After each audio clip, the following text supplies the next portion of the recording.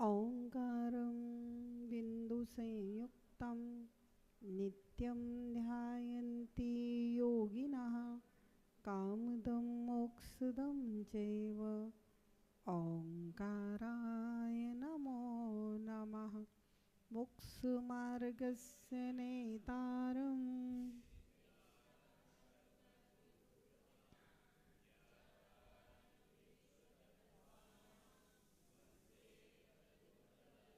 जय बोले अनंतानंद पंचपरमेष्ठी भगवान ने की, देवादिदेव एकदरण से आदिनाथ भगवान ने की, अंतिम तीर्थेश वर्तमान शासन नायक भगवान महावीर स्वामी की, परम पूज्य गणाचार्य गुरुदेव श्री 108 विराग सागर जी महाराज जी की, परम पूज्य पट्टाचार्य गुरुदेव श्री 108 विशुद्ध सागर जी महाराज जी की, अहिंसा परमो धर्म की। हरि का संग की जय।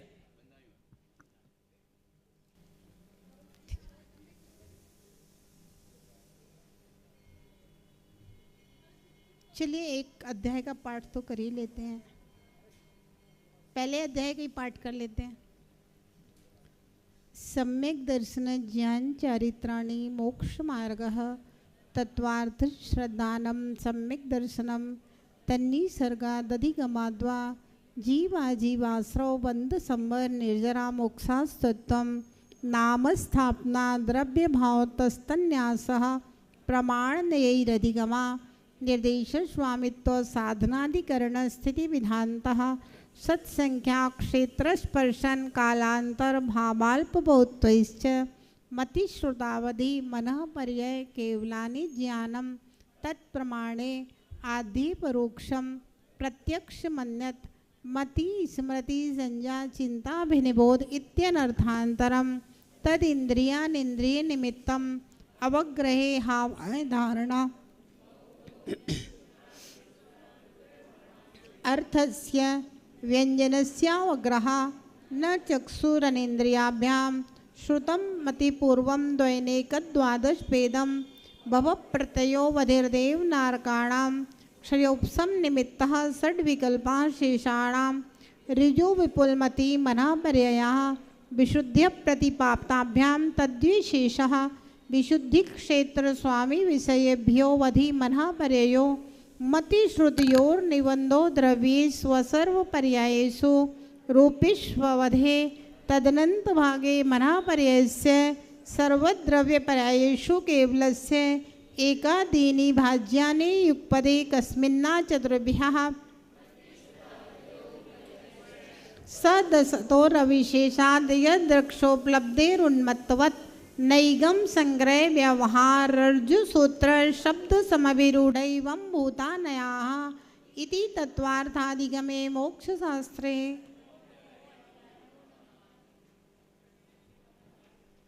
आज कौन सा अध्याय पढ़ना है?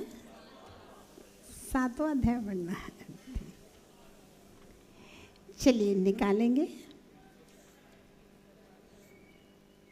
Page number 311। शुभ आश्रव का विवेचन। पिछले 6 अध्यायों में 6वें अध्याय में बताया शुभ योग से पुण्याश्रव होता है। इस 7वें अध्याय में व्रतों की मुख्यता से शुभ योग का कथन किया गया। अब देखिए सवाल ये है कि इस 7वें अध्याय में श्रावक के व्रतों का वर्णन किया गया। 9वें अध्याय में मुनि के व्रतों का वर्णन किया गया। अब ये बताइए जब पुण्याश्रव की प्रधानता की बात कही गई तो क्या मुनि के व्रतों से पुण्याश्रव नहीं होता? बोलो, मुनि के व्रतों से क्या पुण्याश्रव नहीं होता? तो फिर मुनि के व्रतों का वर्णन यहाँ पुण्याश्रम में क्यों नहीं किया? ये सवाल है मेरा आपसे। पुण्याश्रम भी तो होता है ना।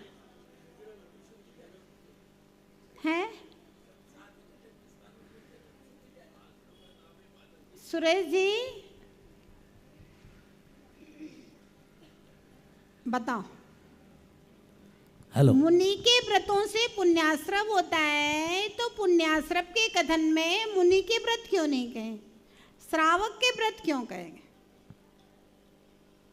है आप हमसे पूछते हो ना माता जी आत्मा की बात करो, आप तो पुण्य पुण्य की बात करते रहते हो। है आपके सवाल का जवाब इसी में है, इसलिए हम आपसे पूछा है सवाल। हाँ पार्वती जी बताओ। आश्रव का शुरू में डेफिनेशन में है कि इसमें पुण्य आश्रव और पाप आश्रव दोनों होता है। अब ये आश्रव किसको क्या होता है क्या नहीं होता है ये अलग चीज़ है, पर आश्रव तो होता ही है, वो पुण्य हो चाहे पापबंदी हो। आपका तो, ठीक है, मेरा सवाल दूसरा है। सवाल ये है कि जब 7वें अध्याय में पुण्याश्रव का वर्णन है तो मुनि के व्रतों से भी पुण्याश्रव होता है, तो यहाँ मुनि के व्रतों का वर्णन क्यों नहीं किया, ये सवाल है मेरा।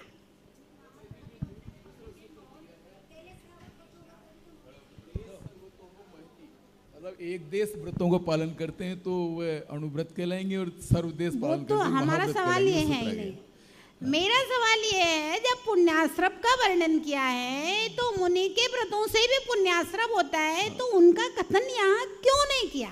यहाँ तो श्रावकों के व्रतों के अधिकार वगैरह ये लगाए गए माता जी, और जो मुनियों के हैं वो शुभ आश्रव तो होता है, लेकिन शुभ आश्रव के साथ वो कर्म निर्जरा का कारण होता है। तो 9वें अध्याय में फिर वो विशेष रूप से उसका वर्णन किया गया है, वो मुनियों के लिए ऐसे गुप्ती समिति वगैरह इनका वर्णन किया गया है, वो लागू होता है।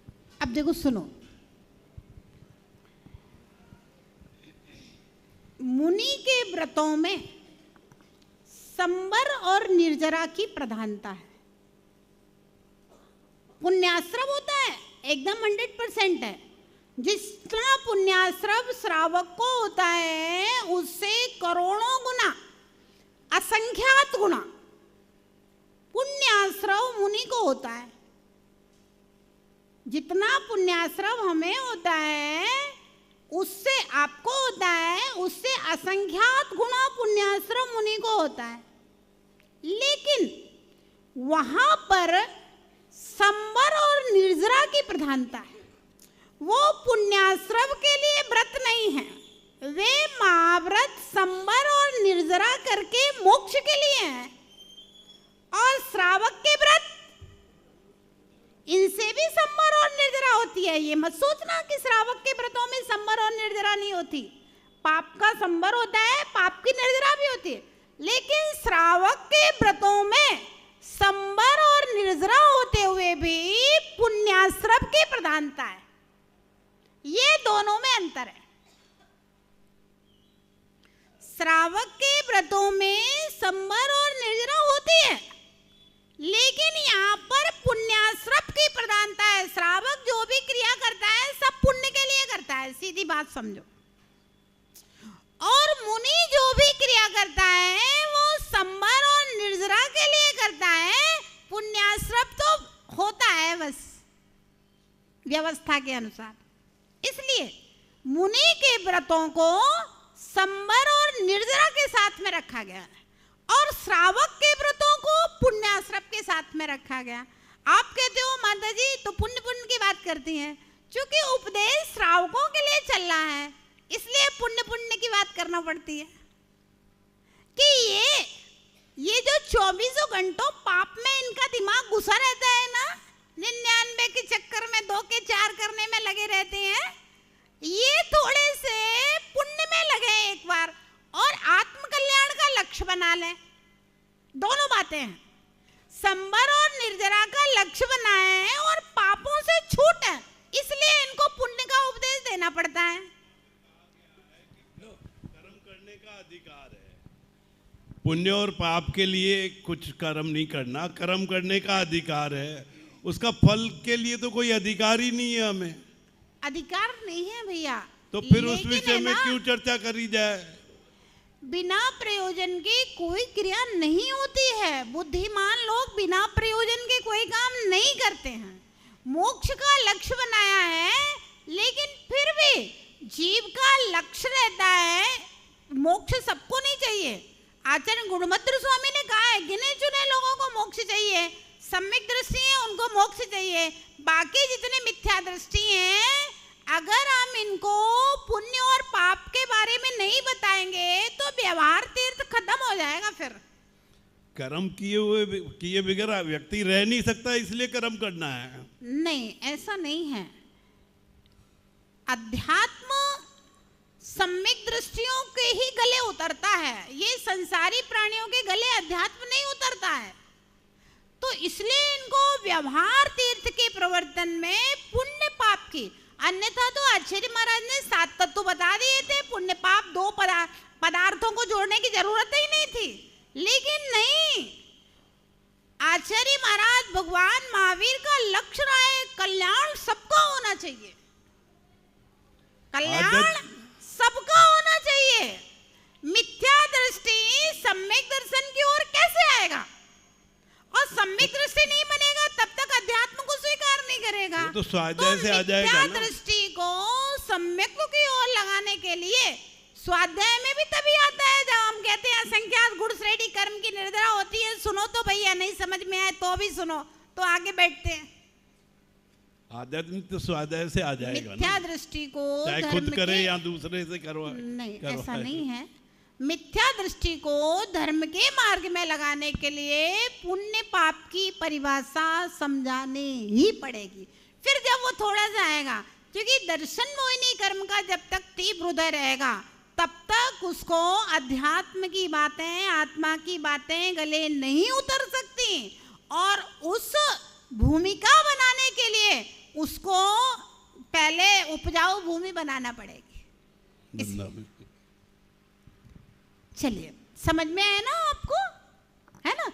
श्रावक के व्रतों से भी संबर निर्जरा होती है, लेकिन श्रावक के व्रतों में पाप से छूट करके पुण्याश्रम की प्रधानता है ना? जनमानस के लिए, मैक्सिमम लोगों के लिए क्या है कि भैया पुण्य करो, पुण्य करो, पुण्य करो, पुण्य करो, श्रावक के व्रत धारण करो। अब श्रावक बन गया तो आप कर्मों की संबर करो, निर्जरा करो, मुनि बनो, तभी मोक्ष होगा। किसी भी श्रावक को मोक्ष होने वाला नहीं है, क्षुल्लक को भी मोक्ष नहीं होगा, एलक को भी मोक्ष नहीं होगा। चाय लंगोटी की दुख वाले, परिग्रह चिंता दुखी वाले, चाय लंगोटी की दुख वाले। लंगोटी की चाय से भी मोक्ष नहीं होगा भैया। सब तिल तुस मात्र, परमाणु मात्र भी परिग्रह रखेगा, परमाणु मात्र भी राग रह गया तो निर्वाण की सिद्धि नहीं होगी। किसको समझाया जाएगा? श्रावक को। आप मुनि बनो, आप श्रावक बन गए हो तभी मोक्ष होगा, बिना मुनि बने मोक्ष नहीं होगा। वहां संबर और निर्जरा की प्रधानता है, और यहाँ लोगों को पापों में से छुड़ा करके पुण्य में लगाने की प्रधानता है। संबर और निर्जरा यहाँ भी होगा, लेकिन यहाँ पर मुख्यता पुण्य की है और वहां पर मुख्यता प्रधानता संबर और निर्जरा की है। इसलिए संबर और निर्जरा तत्व को बताते समय मुनि का वर्णन किया है और पुण्याश्रम के समय श्रावक का वर्णन किया है। श्रावक के व्रत कहां से शुरू होते हैं भैया, बताओ? श्रावक के व्रत कहां से शुरू होते हैं? एक चंडाल ने चतुर्दशी के दिन हिंसा का त्याग किया था, वहां से श्रावक के व्रतों की शुरुआत हो जाती है। एक भील ने कौवे के मांस का त्याग किया था, वहां से श्रावक के व्रत शुरू हो जाते हैं। एक धीवर ने पहली मछली जो जाल में फंसेगी उसको नहीं मारूंगा, इतना सा नियम लिया था, वहां से श्रावक के व्रत शुरू हो जाते हैं। एक मांस भी खाता था, खटिया बुनने वाला, उसने मात्र इतने समय के लिए त्याग किया था, इधर से इधर तक नहीं पहुंचूंगा वापस, तब तक के लिए शराब का त्याग, और इधर से इधर वापस नहीं पहुंचूंगा तब तक मांस का त्याग। वो क्या करता था? खटिया बुनता था, तो एक तरफ मांस एक तरफ शराब रखता था। और वो उस मुनि महाराज ने कहा नहीं, हम लोग बोले मैं नहीं रह सकता, तो बोले अच्छा उतने समय के लिए नियम ले लो, और तो उसकी मृत्यु हुई बीच में, तो उसका उस समय मांस और शराब का दोनों का त्याग था। मतलब श्रावक के व्रत कहां से शुरू होते हैं, ये बात हम आपको बता रहे हैं। तो पुण्याश्रम की प्रधानता श्रावक के व्रतों में। शुरुआत कहां से होगी, अंत कहां होगा, उसकी बात नहीं कर रहे। शुरुआत जो हो रही है, जो सप्त व्यसनी है उसको व्यसन छुड़ाने हैं। अब आत्मा की बात करो आप, पाटोदी जी,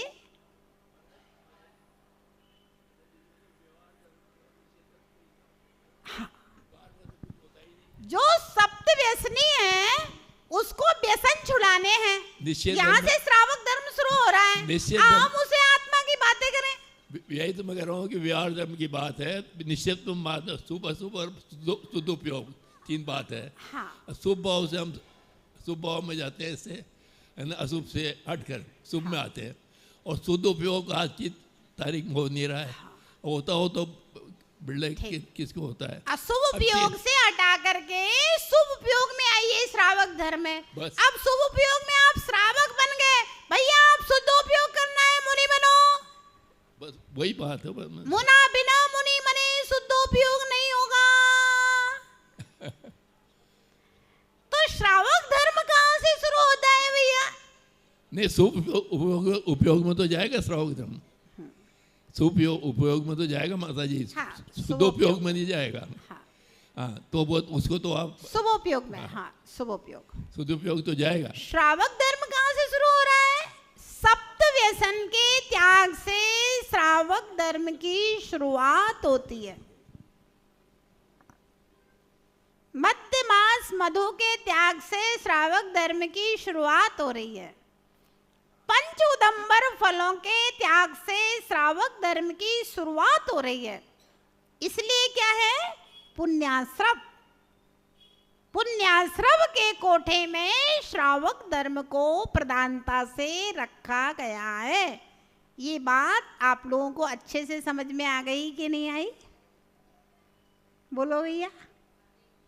अब देखो, अगर आपने अपनी संतान को सप्त व्यसनों का त्याग नहीं कराया, कम से कम बहुत स्थूल वाले अष्टमूल गुण, मध्य मास मधु का त्याग और पंच उदंबर फलों का त्याग नहीं कराया, देव दर्शन और रात्रि भोजन त्याग के संस्कार नहीं डाले, तो भैया ऐसा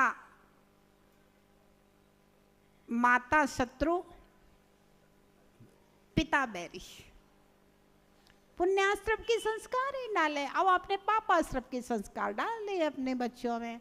भैया पाप ही पाप करेगा तो भैया कभी तो पाप का घड़ा फूटेगा,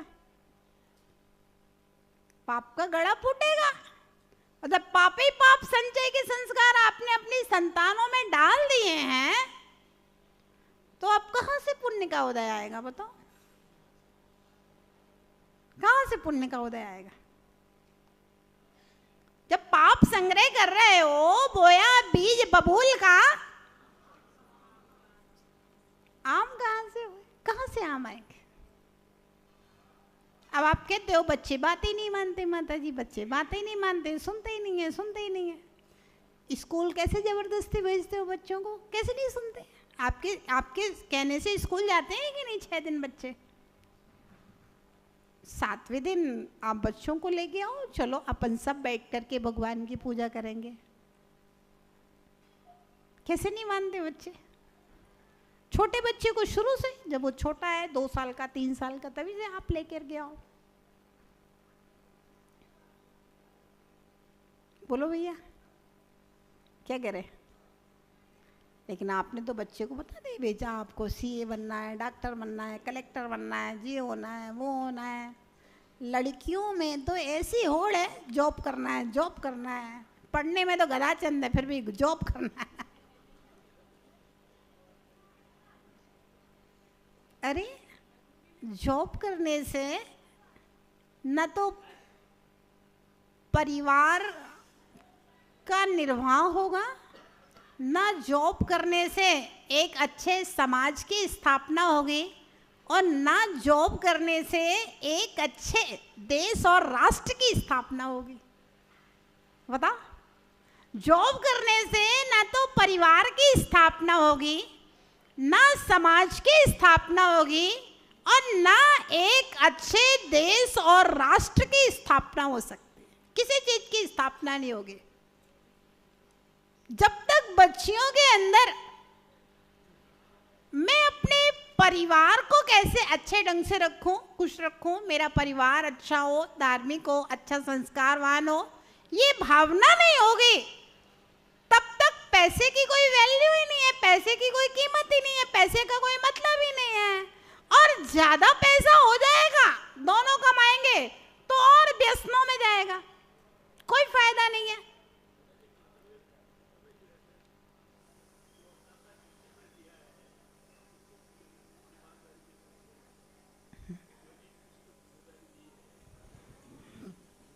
पहले परिवार, हाँ, अब परिवार चलाने में समस्या आ रही है, आर्थिक समस्या, तो इतना योग्य बना दो कभी कोई परिस्थिति हो तो वही अपना परिवार चला सके, बस इतनी सी तो बात है। दो ही चीजें हैं स्त्रियों के लिए, अपना परिवार और अपने आत्मकल्याण जो धर्म से होना है। तो ये दोनों कलाएं अपनी आना चाहिए, परिवार को चलाना और आत्मकल्याण करना। और पुरुषों के लिए दो ही कलाएं हैं, एक जीव की जीविका, एक जीव उद्धार। छोटी सी तो बात है, इन जरा जरा सी बातों को इतना पहाड़ बना लेते हैं जैसे कोई दिमाग के ऊपर जैसे कोई बड़ा बोझ रखा हो। छोटी सी बात है। स्त्री के लिए अपना आत्मकल्याण और अपना परिवार, पुरुषों के लिए अपनी आजीविका, आपका काम है पुरुषों का आजीविका और अपना आत्मकल्याण, दो चीजें हैं। हाँ, अगर उसमें कोई दिक्कत आ रही है, परेशान नहीं हो रही है, तो ठीक है, स्त्रियां भी मेहनत करके पैसा कमा लेती हैं जरूरत पड़ने पे, बस इतनी सी तो बात है। उसको ऐसा हुआ बना दिया है, शादी नहीं करना, जॉब करना है, बच्चे नहीं करना, जॉब करना। अरे हर चीज जॉब, उस जॉब को करोगे क्या, उस पैसे को करोगे क्या, क्या क्या होना है तेरे पैसे का? अच्छा, वो जितना तू खुद कमा रही है उससे ज्यादा वाला पति चाहिए है, फिर तेरे पैसे की कोई कीमत ही नहीं है। या तो फिर ठीक है, तुम जॉब कर रही हो तो ऐसा पति देख लो जो नहीं कमाता हो, तो दोनों को मिला के घर चल जाए, चलो भैया तुम घर का काम करो, हम पैसा कमा के ला रहे हैं फिर कोई दिक्कत नहीं है, क्या परेशानी? आप घर का काम करो, बिना कमाने वाला पति ढूंढ लो, तो तुम घर का काम करो, हम कमा के ला रहे हैं, तब ठीक है। अब जितना आप कमाते हैं उससे ज्यादा कमाने वाला पति चाहिए, तो फिर तुम्हारे पैसे की तो वैसे ही कीमत नहीं हो, दोनों का पैसा ज्यादा हो जाएगा, घर में पैसा तो करोगे क्या पैसे का? गाड़ी तो दो ही पहियों से चलती है ना, एक व्यक्ति घर संभाले, एक व्यक्ति पैसा कमा के लाए, दोनों काम चाहिए, दोनों पैसा कमाएंगे तो घर कौन संभालेगा? समस्या है, घर उजड़ जाएगा तो पैसा किस काम का? सोचो, मतलब सामंजस्य कैसे बिठाया जाता है, कैसे परिवार चलता है? घर में दरवाजा नहीं हो, पूरी खिड़कियां लगा दो भैया, तो भी काम नहीं चलेगा। और घर में खिड़कियां नहीं हो, दरवाजे ही दरवाजे हो, तो भी काम नहीं चलेगा। हर वस्तु, जीवन में हर वस्तु चाहिए, और हर वस्तु की, हर व्यक्तित्व की, हर अपने योग्यता की अपनी अपनी कीमत होती है। घर चलाने की भी अपनी कीमत है, हर आदमी घर नहीं चला सकता, और हर आदमी कमा भी नहीं सकता, उसकी भी अपनी कीमत है, हर आदमी की बस की कमाई नहीं है। तो दोनों चाहिए, तो दोनों मिलकर के भाई एक घर परिवार देखता है, एक पैसा कमा के लाता है, तो सारे काम होते हैं, बढ़िया परिवार चलता है, दो लोग मिलकर के चलाते हैं परिवार की गाड़ी को। समझना पड़ेगा हर चीज को, है ना। श्रावक धर्म का मतलब क्या है, आपको समझ में है? श्रावक धर्म का मतलब पुण्याश्रम। किसके लिए पुण्याश्रम? भगवान के लिए कि गुरु जी के लिए? किसके ऊपर एहसान कर रहे हो श्रावक धर्म पाल के? इंद्रचंद जी, किसके ऊपर एहसान कर रहे हो आप? आपने विधान कर लिया, सौधर्म इंद्र बन गए, किसके ऊपर? भगवान के ऊपर एहसान किया कि माता जी के ऊपर एहसान कर दिया है? आपने अपना पुण्य किया, श्रावक का धर्म पालन किया, पूजन की, महापूजा की, तुम्हारा पुण्य तुम्हारे साथ। हमारा तो और उपकार मानो कि भैया माता जी ने विधान करा दिया तो हमने सौधर्मिंद बन गए, हम नहीं कराते तो कहां से बन जाते सौधर्मिंद? क्यों पार्वती जी? इतने लोगों की थोड़ी थोड़ी संपत्ति भी पूजा में लग गई, जिनका जो लगा, कोई की 1000, कोई 500, कोई की 10,000, 20,000। तो आपकी थोड़ी थोड़ी संपत्ति पुण्याश्रम में लग गई विधान के निमित्त से, नहीं तो वो भी सब पापों में ही लगना थी, क्योंकि तुम्हारे यहाँ काम क्या है? तुम्हें तो पाप ही पाप करना है, पापों में ही लगाना है। वो तो हमारा निमित्त मिल गया तो तुम्हारा पुण्याश्रम हो गया ललित भैया, थोड़ा बहुत। तो ध्यान रहे, श्रावक के व्रत जो है ना, ये किसी के ऊपर एहसान नहीं है, ना गुरु के ऊपर एहसान है, ना भगवान के ऊपर एहसान है। ये तो आप अपने लिए पुण्याश्रम कर रहे हो, इससे तुम्हें और अच्छे स्वर्ग की संपदा, बढ़िया राज संपदा, 5 इंद्रियों के सुख, संपत्ति सब कुछ मिलने वाली है। आपके जीवन की विघ्न बाधाएं दूर होने वाली हैं, और जो सम्यक दृष्टि होते हैं उनको भविष्य में वज्रप्रसव नाराज संगनन बने मिलेगा, तो वे मुनि बन करके, तप करके, संबर और निर्जरा करके मोक्ष प्राप्त करेंगे, जो भगवान की भक्ति कर रहे हैं उसका प्रभाव से। वज्रप्रसव नाराज संगनन भी तो पुण्य से ही मिलता है, और उसी से मोक्ष होता है, उसके बिना मोक्ष होगा नहीं, आप जो चाहे कर लो। जब आपके अंदर इतनी क्षमता होगी कि श्यालनी खाती रहे तब भी तुम शुक्ल ध्यान में बैठे रहो, तब केवल ज्ञान होएगा। जब आपके अंदर इतनी क्षमता होगी कि कमठ 7 दिनों तक उपसर्ग करता रहे और आप बैठे रहो, तब पारसनाथ की तरह केवल ज्ञान प्रकट होगा। जब आपके अंदर इतनी क्षमता होगी अभय घोष मुनि की तरह कि उनके दोनों पैर, दोनों हाथ काट दिए, फिर भी महाराज ध्यान में रहे, तब उनके लिए केवल ज्ञान हुआ। गजकुमार मुनि के सिर के ऊपर सिगड़ी जलती रही, फिर भी वो ध्यान में रहे, तब उनके लिए केवल ज्ञान हुआ। तो ऐसे वज्रप्रसव नाराज संगनन, वो भी तो पुण्य से ही मिलेगा ना, भगवान की भक्ति से ही मिलता है ना। तो जो मिथ्या दृष्टि है उसके लिए स्वर्ग और राज्य लक्ष्मी, सम्यक दृष्टि है उसके लिए वज्रप्रसव नाराज संगनन, जिससे वो मुनि बन के संबर और निर्जरा करके निर्वाण को प्राप्त करेगा। आज क्लास में देख करके लग रहा है कि लोगों के अंदर क्लास का असर हुआ है। देखो पीछे सब लोग आ गए, हमें उम्मीद नहीं थी इतने लोग आ जाएंगे, हम तो 10-20 लोग रहेंगे क्लास। बहुत अच्छा, आप अपने लिए तालियां बजा लो। मतलब लोगों के अंदर जिनवाणी पढ़ने के प्रति इतनी रुचि है, ये इस बात का साक्षात प्रत्यक्ष प्रमाण है कि इतने थक गए थे कल प्रोग्राम में, हम लोग खुद ही थक गए थे। शाम को हमने कहा अब नहीं जा रहे आरती करने के लिए बोले नहीं माता जी चलो चलो चलो। हमने कहा बहुत थक गए हैं, 10 दिन में पूरे से थक गए थे एकदम से। तो हमें उम्मीद नहीं थी कि आज इतने लोग क्लास करने के लिए आएंगे, हैं? बहुत अच्छा।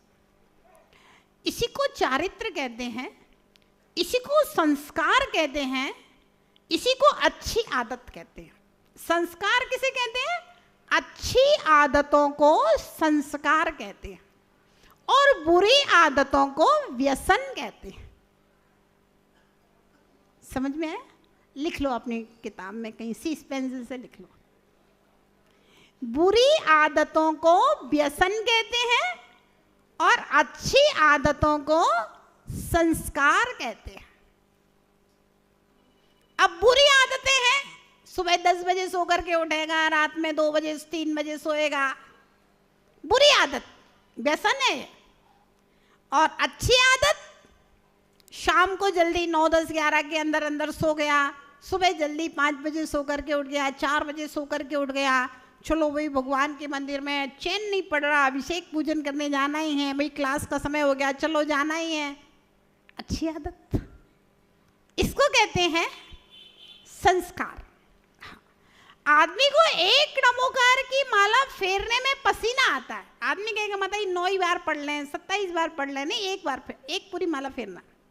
लेकिन संस्कार पड़ जाते हैं तो यार खाली बैठे हैं, माला अपने गले में है, चलो निकालो अपने माला फेर लो। आदमी 10-20 माला तो ऐसे फेर लेता है खाली टाइम में समय निकाल करके, और ऐसे फालतू बैठा रहेगा, दुनिया भर के अप ध्यान करता रहेगा दिमाग में, है ना, कोई काम नहीं है, फालतू बैठा है, लेकिन अप ध्यान करता रहेगा। जी नहीं है कि गले में से एक नमोकार की माला निकाल करके फेर लेंगे, हाथ पे 9 बार नमोकार फेर ले, नहीं फेरेगा। क्या है? बुरी आदत।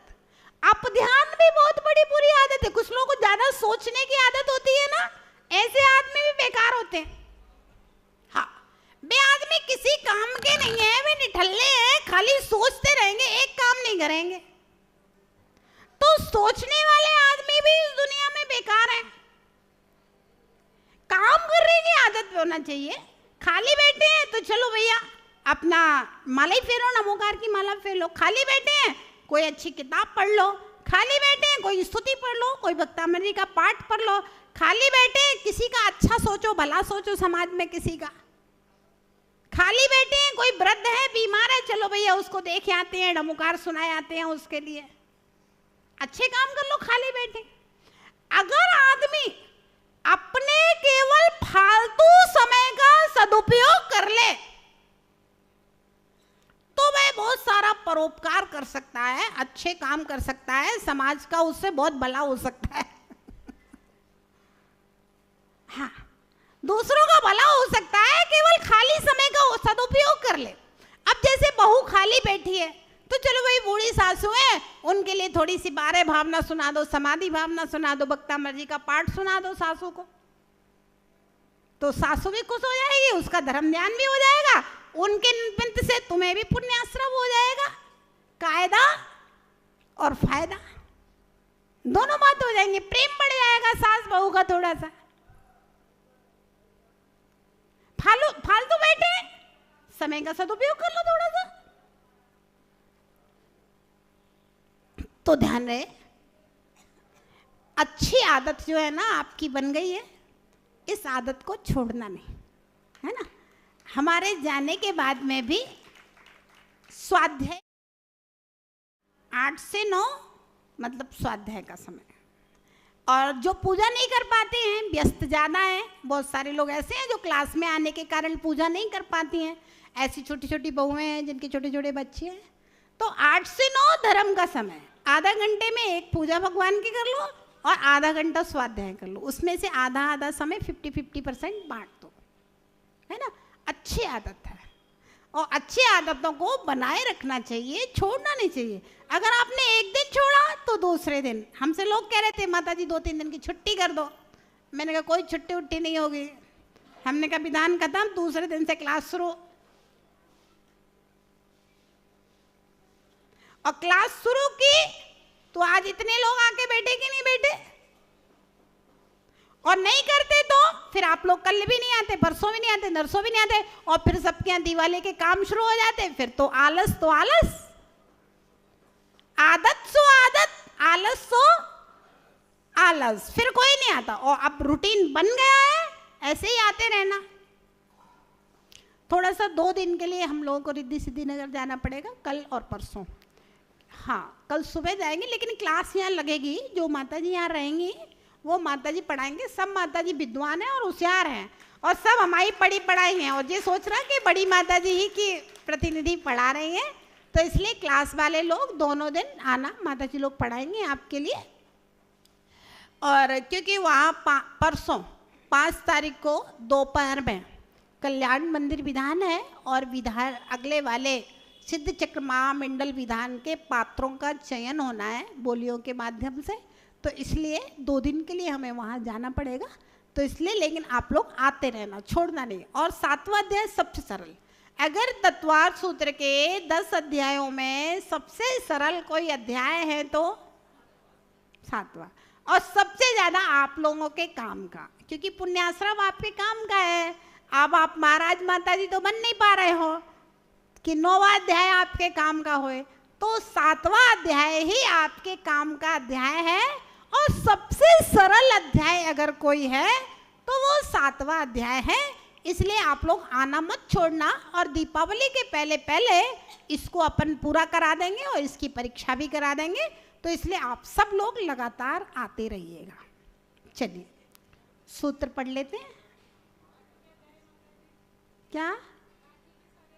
बाकी के अध्याय अभी तुम 7वां तो पढ़ो, एक सीढ़ी चढ़ाओ, फिर दूसरी सीढ़ी, फिर तीसरी सीढ़ी, कोई ना कोई उपाय निकालेंगे उपाय निकालेंगे, कोई ना कोई उपाय निकालेंगे। हिंसा नृतस्तेया ब्रह्म, हिंसा नृतस्तेया ब्रह्म परिग्रहेभ्यो विरतिर्व्रतम। पढ़िए।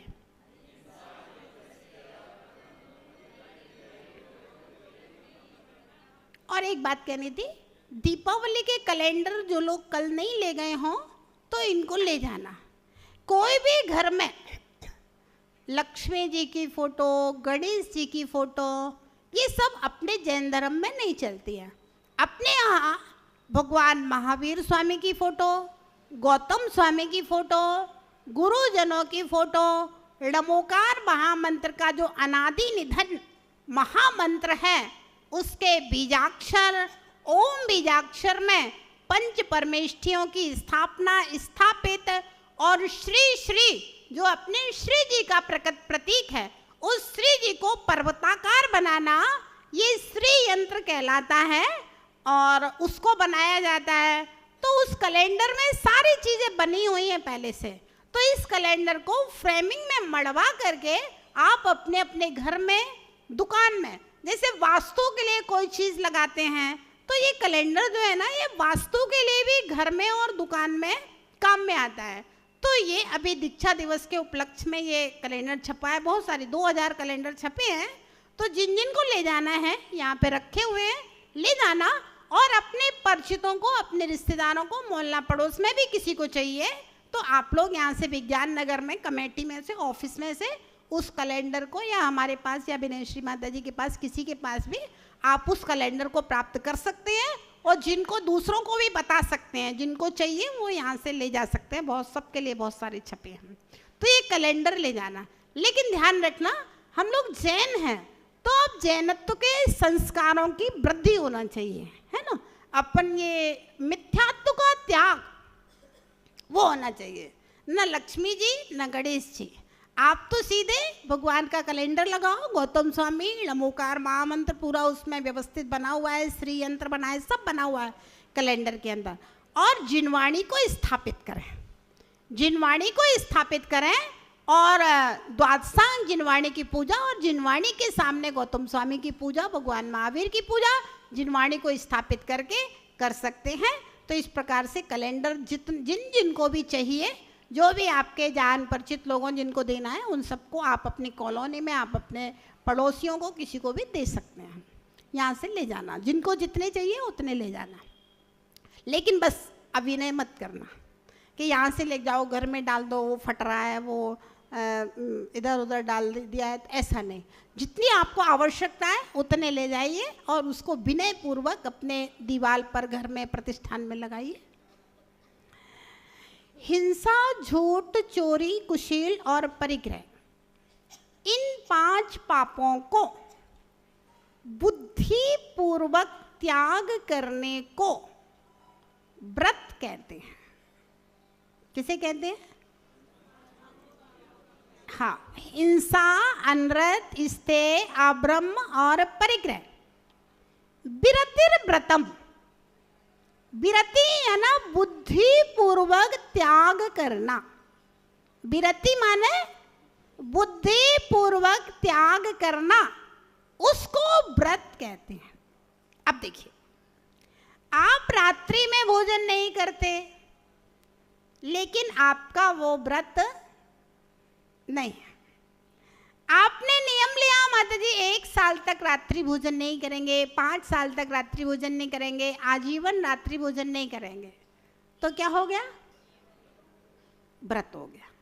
कोई इतना व्रत नहीं ले सकता तो महीने की 1 तारीख को ले लो कि 1 महीने तक रात्रि भोजन नहीं करेंगे। कोई इतना भी नहीं ले सकता तो वही शाम को खाना खाने के बाद में त्याग कर दो। आज मैं रात्रि भोजन नहीं करूँगा, फिर दूसरे दिन फिर भोजन करने के बाद त्याग कर दो, आज मैं रात्रि भोजन नहीं करूँगा। और पंच परमेष्ठी की साक्षी के लिए 9 बार नमोकार मंत्र पढ़ लो, है ना। तो पंच परमेष्ठी की साक्षी में मैंने त्याग कर दिया है। कोई भी नियम लो तो उत्तम ये होता है गुरु के सामने लो, श्रीफल चढ़ा के या कोई भी फल चढ़ा करके, 5 बादाम चढ़ाकर, 3 बादाम चढ़ाकर, कुछ नहीं हो लौंग चढ़ा करके ले लो, कोई भी फल चढ़ा करके। सर्वोत्तम ये होता है कि गुरु के सामने लो, क्योंकि गुरु के सामने जब हम व्रत लेते हैं तो जिन व्रतों के बारे में हम कुछ नहीं जानते हैं तो गुरुजी हमें समझा देते हैं, है ना। अथवा हम शक्ति से ज्यादा ले रहे हैं, अनाधुंध ले रहे हैं, तो गुरुजी कहते हैं नहीं ऐसा नहीं ऐसा। कोई गलती होने पर गुरु के सामने लिया व्रत है तो अपन उनसे प्रायश्चित भी ले सकते हैं, आपने अपने मन से ले लिया कहीं भी। तो उत्तम होता है गुरु के सामने व्रत लेना।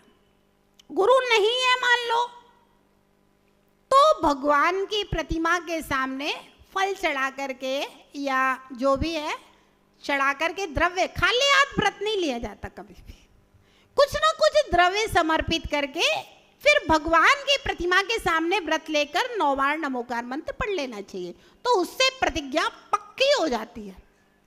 और ऐसा नहीं है, गुरु भी नहीं है, भगवान भी नहीं है, जैसे मैंने कहा शाम को अब आप अपने घर में खाना खाइए, रात्रि भोजन का त्याग कर दीजिए। अब कैसे लें व्रत?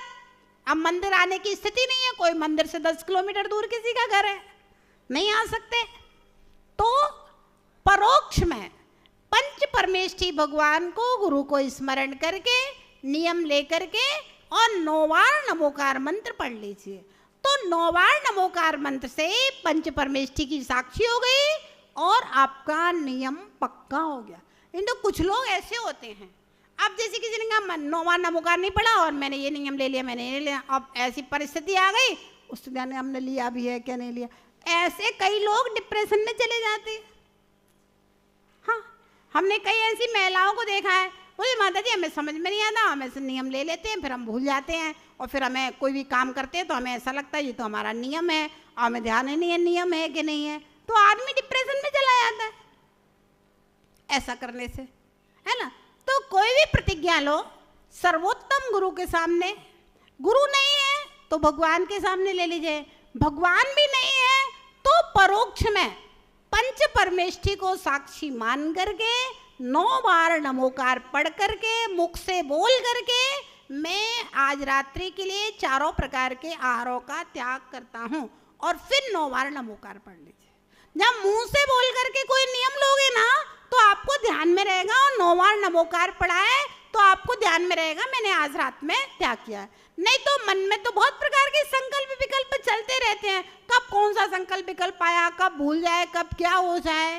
तो ये नियम लेने का एक सिस्टम होता है। तो अगर आपने 2 दिन, कितने दिन, 2 दिन शाम को 6 बजे भोजन किया और पानी पी के छोड़ दिया, सुबह 6 बजे तक मेरा 4 प्रकार के आहारों का त्याग, फिर दूसरे दिन फिर छोड़ दिया, शाम को 6 बजे खाया पिया, कल सुबह तक के लिए 4 प्रकार के आहारों का त्याग। अगर आपने 2 दिन लगातार रात्रि में 4 प्रकार के आहारों का त्याग है तो आपको 2 दिन में एक उपवास के फल का फल मिल जाता है, ऐसा भगवान महावीर की वाणी है, ये आगम का विधान है। कार्तिकेय अनुप्रेक्षा ग्रंथ में लिखा है जो 1 वर्ष तक रात्रि में 4 प्रकार के आहारों का त्याग करता है उसके लिए 1 साल में 6 महीने के उपवास के फल की प्राप्ति होती। पद्म पुराण में आचार्य रविशेन महाराज के द्वारा जो संस्कृत के श्लोकों वाला पद्म पुराण है उसमें भी ऐसा लिखा है आचार्य रविशेन स्वामी ने, 1 साल में 6 महीने के उपवास के फल की प्राप्ति होती है जो रात्रि में 4 प्रकार के आहारों का त्याग करता है उसके लिए, और जो 6 घंटे के लिए 4 प्रकार के आहारों का त्याग करता है। जैसे आपने रात में 11 बजे से लेकर सुबह 5 बजे तक या रात में 12 बजे से लेकर सुबह 6 बजे तक 4 प्रकार के आहारों का त्याग कर दिया तो आपको 1 साल में 3 महीने के उपवास के फल की प्राप्ति होगी। और अगर इस गणित के हिसाब से अगर आपने 2 दिन रात में शाम को 6 बजे से सुबह 6 बजे तक त्याग कर दिया तो आपको 2 दिन में 1 उपवास के फल की प्राप्ति हो गई कि नहीं हो गई? आगम का विधान है, ये हम अपने मन से नहीं बोल रहे, ना मेरी ताकत है कुछ अपने मन से बोलने की। अब ऐसे अगर उपवासों के फल की प्राप्ति होए तो आपको क्या घाटा है? अब ऐसे तो उपवास कर नहीं पाते हैं तो भाई ऐसे ही उपवास कर लो। ऐसे उपवास नहीं कर पाते ललित भैया तो ऐसे ही उपवास कर लो।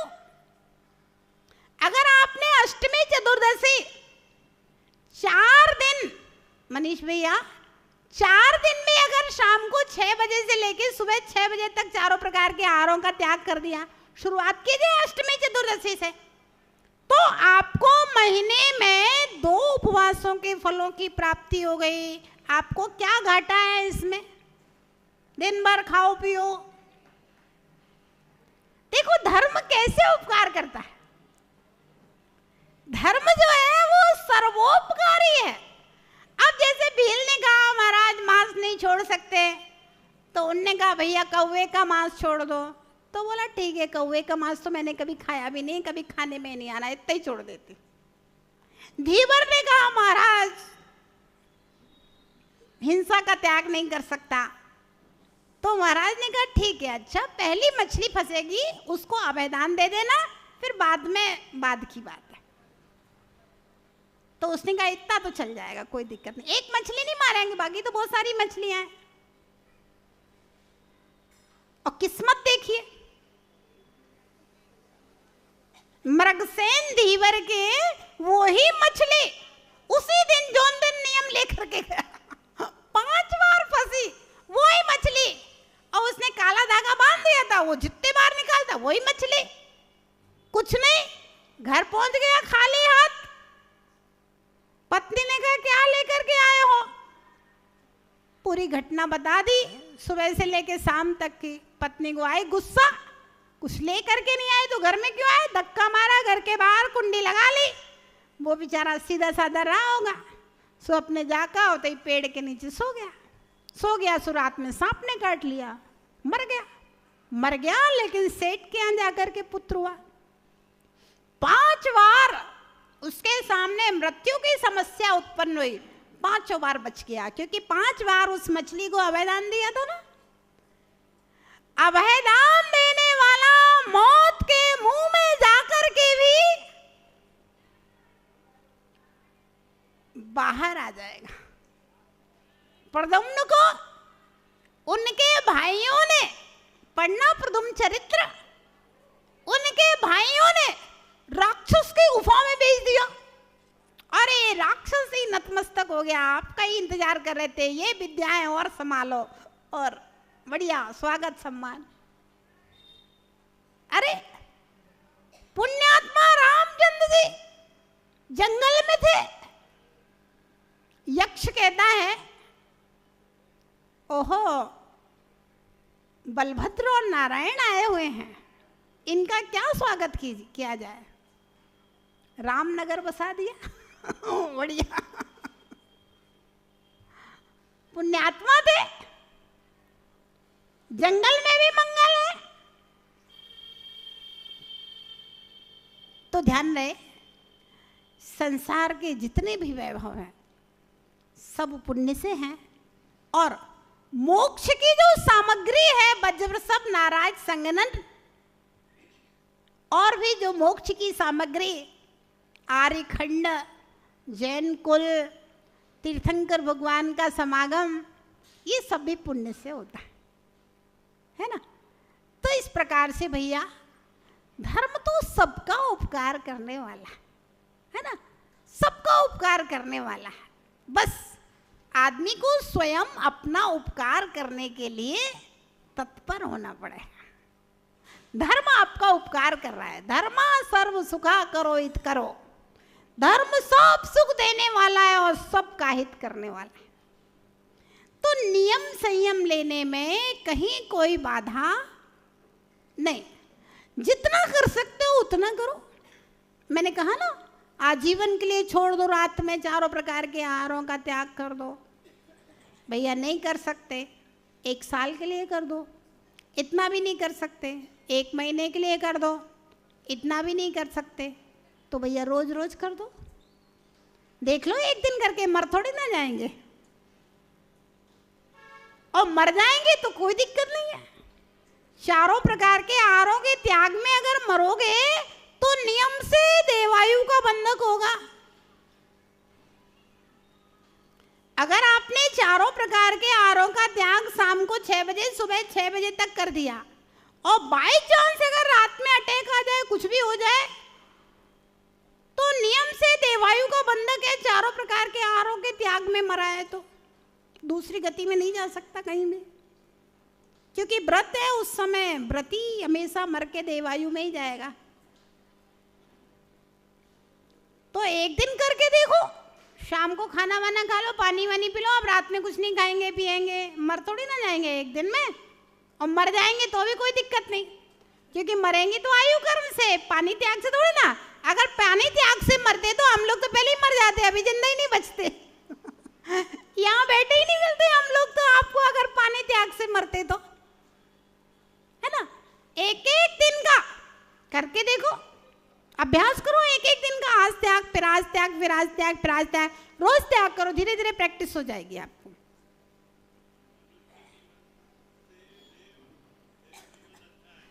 नहीं, ऐसा है कि अगर व्रती मनुष्य मोक्ष का पुरुषार्थ करता है और मोक्ष जाने की सामर्थ्य नहीं है, तो देवगति एक स्टेशन है बस। अब दिल्ली जाओगे तो रास्ते के स्टेशन पे तो ट्रेन खड़ी होगी ना, इसलिए स्टेशन है। हाँ हाँ। बंदामी माता जी, कोई व्रत और नियम लेते हैं तो आपने कहा कि गुरु के सामने लेना चाहिए। अब जैसे मैंने अभी जैसे एक व्रत लिया कि भाई मैं नमकीन और नहीं खाऊंगा, 1 महीने का त्याग है मेरा। पर मंदिर में था मैं उस समय, विचार मेरे मंदिर में आया तो फिर भी द्रव्य चढ़ा के लो। हमने कहा ना, गुरु है तो गुरु के सामने, गुरु नहीं है तो भगवान के सामने, भगवान भी नहीं है तो फिर पंच परमेष्टि की परोक्ष साक्षी। ठीक माता जी। माता जी, एक और सवाल था, अपन संस्कार की बात कर रहे थे। मेरा पोता जब 2.5 महीने का था, 2.5 साल का था, 2.5-3 साल का, उसको पूरे 24 तीर्थंकर के नाम, उनके चिन्ह, और चिन्ह पूछो तो तीर्थंकरों के नाम उसको पूरे याद थे, और कई कथाएं उसको याद थी। तो जो 5-7 साल के जो और लोग थे, बच्चे थे, वो उसका मुंह देखते थे, और हमें भी लगने लगा कि इसमें इतना ज्ञान है और इतना अपने जैन धर्म की चीज़ों का है। पर उम्र के साथ साथ पता नहीं अब उसमें क्या बोला जाए, विवेक बोला जाए या लोगों का वो देखा जाए, अब उसको बिल्कुल विरक्ति हो गई। मतलब अब धर्म की बात करें तो उसका तर्क वितर्क उतर्क चालू हो जाते हैं। अब हम उसको समझाने की भी करते हैं तो वो समझता नहीं है। बहुत इंटेलिजेंट है पर उसको समझाना बहुत भारी है, जबकि इतना ज़्यादा संस्कारित बच्चा ऐसा है, बचपन से ही संस्कार डालना चाहिए, है ना। और वे संस्कार अगर युवा अवस्था भटकाव की अवस्था होती है, उसमें अगर छूट भी जाते हैं तो कभी संकट के समय पुराने संस्कार काम आते हैं। अंजन चोर था, माता पिता ने अच्छे संस्कार दिए थे, लेकिन फिर भी युवा अवस्था में सप्त व्यसनी हो गया। लेकिन जब मृत्यु का संकट आ गया तो भाई जिंदत रेत ने जो खाया है वो बचपन का संस्कार उस समय आ गया। आड़म दाड़म कछु न जानम सेठ वचन परमाणम। संस्कारों में कमी नहीं करना चाहिए।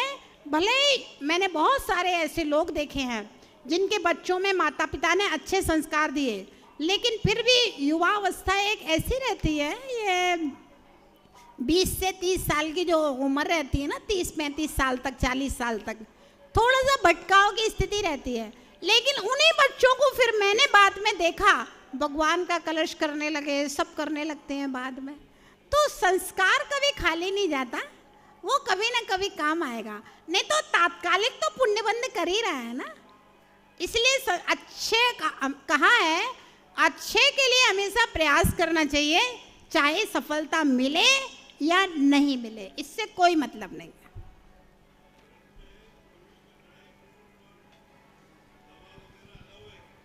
क्या वंदनामी माता जी, व्रत रात का व्रत लेते हैं तो उसमें दूध, ड्राई फ्रूट, कौन सा व्रत लेते हैं? रात्रि भोजन का त्याग का भैया ऐसा है, जैनागम के अनुसार तो रात्रि भोजन का त्याग का मतलब है चारों प्रकार के आहारों का त्याग, मतलब पानी दवाई भी नहीं। लेकिन हाँ, अब किसी से नहीं बनता है तो ठीक है भाई, रात में पहले अन्न का त्याग करो, फिर खाने की चीज़ों का त्याग करो, फिर पीने की चीज़ों का भी त्याग कर दो, फिर दवाई पानी का भी त्याग कर दो। ये रास्ते बताए गए हैं, चल नहीं पा रहा है तो भाई उंगली पकड़ के चलो, उंगली पकड़ के भी नहीं चल पा रहा है, बच्चे को गाड़ी में बैठ करके चलो, गाड़ी में बैठ के भी नहीं चलता है, घुटुअन चलता है तो पहले घुटुअन चलेगा, फिर गाड़ी में बैठ कर चलेगा, फिर उंगली पकड़ के चलेगा, फिर अपने आप दीवार पकड़ के चलेगा, फिर अपने आप चलेगा, फिर दौड़ेगा। तो ये व्यवस्था है। और कहीं बाहर जाता है व्यक्ति तो फिर रात्रि भोजन कर सकता है? नहीं, आगम की विधि के अनुसार तो नहीं कर सकता, लेकिन आप अपनी शक्ति के अनुसार जैसा आपने नियम लिया है वैसा आप पालन कर लीजिए। जाजपुर वाली माता जी को मैं रोज सुनता हूँ, हाँ। 5:40 से 6:10 तक। हाँ। वो बोलती हैं बाहर का बीमारी में ये सब उसमें आप ले सकते हैं। नहीं माता जी ऐसा नहीं बोलती होंगी। बिल्कुल, कई बार सुना है, एक बार नहीं 1000 बार सुना है। मैं 10 साल से प्रोग्राम उनका सुन रहा हूँ आजकल और 1000 बार सुना है मैंने। ऐसा है, आजकल के महाराज माता जी है ना, थोड़े से लोगों की क्षमताएं और प्रतिज्ञा के प्रति दृढ़ता नहीं रखते हैं। तो वो शुरुआत मैंने कहा ना, चल नहीं सकते तो घुटुअन चलो, फिर गाड़ी में बैठ के बच्चे को जैसे चलाया जा सकता है। वो तो नॉर्मल बोलती हैं कि आप ये कर सकते हो, 8 दिन बाहर जा रहे हो तो वहाँ चला सकते हैं। ऐसा नहीं भैया, वो नॉर्मली बोलती हैं। समस्या दूसरी, वो रील कट के आती हैं, वो समस्या है। माता जी ने पहले भी कुछ बोला होगा, लेकिन लोगों ने वो छोड़ दिया और आगे की रील कट के 15 मिनट का तो प्रवचन आता है, प्रवचन तो 1 घंटे का होता है, और वो टीवी में तो 15 मिनट का आता है, 20 मिनट का आता है, तो आधा प्रवचन कट जाता है। नहीं, पूरे 40 मिनट का आता है, पूरा आता है।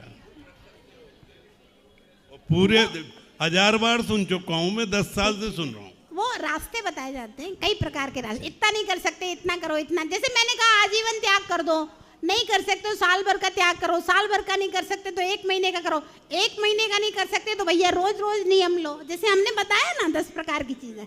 तो ऐसे सबका उपकार करना है ना, तो 10 प्रकार के रास्ते बताए जाते हैं। माता जी एक चीज़ और पूछनी थी, ये आगम में जैसे या अपन कहते हैं कि अष्टमी और 14 को हरी नहीं खानी चाहिए, उसका त्याग होना चाहिए, पर आगम में तो शायद ऐसा कुछ नहीं है, क्योंकि अभी मेरे को जो है, मैं सुन रहा था प्रमाण सागर जी को, उन्होंने बोला कि आगम में नहीं है, पर उसका रीज़न ये है अष्टमी 14 को जो है शरीर के अंदर पानी की मात्रा बहुत ज़्यादा होती है, इसलिए हरी का त्याग करा है। बाकी आगम के हिसाब से तो कोई त्याग नहीं है, पर हम लोग सब सुनते हैं कि अष्टमी 14 को हरी नहीं खानी चाहिए।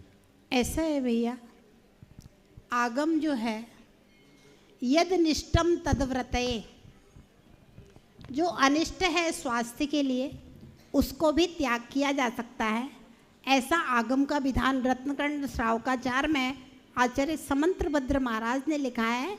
यद निष्टम तद्व्रतये, अगर आपको डायबिटीज़ हो गई है तो आप शक्कर का त्याग कर सकते हैं, वो भी आपका व्रत है। अगर आपको बीपी हाई हो रहा है तो नमक का त्याग कर सकते हैं, तो भी आपका व्रत है। अगर आपको कोलेस्ट्रॉल बढ़ रहा है, आप घी तेल का त्याग कर दीजिए, वो भी आपका व्रत है। यदनिष्ठम तद व्रत है। तो जो ये व्यवस्थाएं चल रही हैं, ये सब स्वास्थ्य और उन सब चीज़ों को लेकर के त्याग की भावना है, इसमें कहीं कोई बाधा नहीं है। हाँ, देखिए क्लास का समय तो खत्म हो गया है, कुछ वही लोगों मैं को अपने समय से जाना होगा। हाँ, नहीं, अभी प्रवचन होंगे माता जी, बात पक्षाला नमस्ते। क्या? हाँ, चारों प्रकार का आहार अब कल बताएंगे। जय बोलिए महावीर वीर भगवान की जय।